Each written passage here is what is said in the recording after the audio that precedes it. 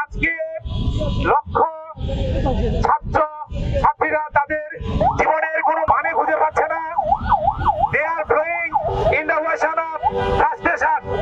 হতাশার সাগরে ভেসে ভেসে তাদের জীবন প্রতিবাদ নিবু নিবু দীর্ঘ আন্দোলন সংগ্রাম করে আমরা আশায় বুক পেরেছিলাম। স্বৈরাচার, দেশদ্রোহী, গণহত্যাকারী আওয়ামী সরকারকে আমরা উৎখাত করেছিলাম। আমরা আশায় বুক পেতেছিলাম। জনগণের রক্তের উপর পা দিয়ে আমরা যে নতুন সরকার গঠন করেছি, সেই বিশ্ব সমাদৃত ডক্টর মোহাম্মদ ইউনূস আমাদের এই বেকার যুব সমাজের, ছাত্র সমাজের তাদের দুঃখের কথা শুনবে।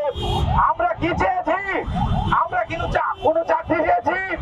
আমরা চাকরি চাইনি।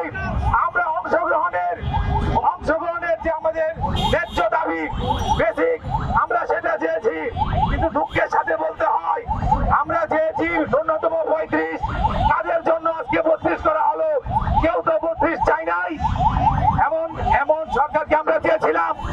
আমরা ডক্টর ইউনূসের কাছে আমাদের এসপিরেশন অনেক বেশি ছিল। আমরা ভেবেছিলাম আমাদের কথা চিন্তা করে আমাদেরকে চাকরিতে প্রবেশের বয়স ন্যূনতম 35 করা হবে, কিন্তু করা হয় নাই। আসল কথা হচ্ছে কেন করা হয় নাই?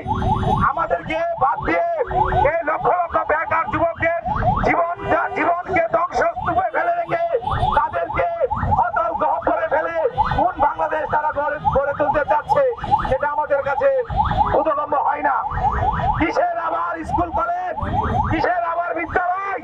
লেখাপড়া করে যদি অনাহারে মরতে হয়, আমাদেরকে আজকে অনাহারে মৃত্যুর দিকে ঠেলে দেওয়া হয়েছে। আমরা বিয়ে শাদী করতে পারতেছি না।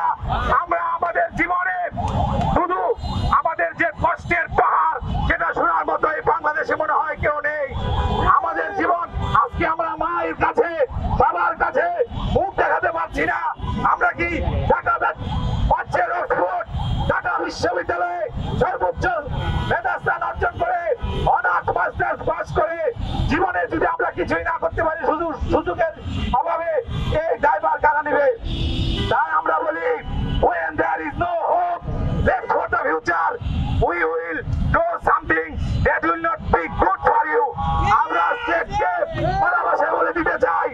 আর এই যুব সমাজকে নিয়ে, এই শিক্ষিত সমাজকে নিয়ে আর আপনারা খেলা করবেন না, তাহলে কিন্তু ভালো হবে না। স্বৈরাচার হাসিনাকে আমরা বাংলাদেশে থাকতে দেয়নি।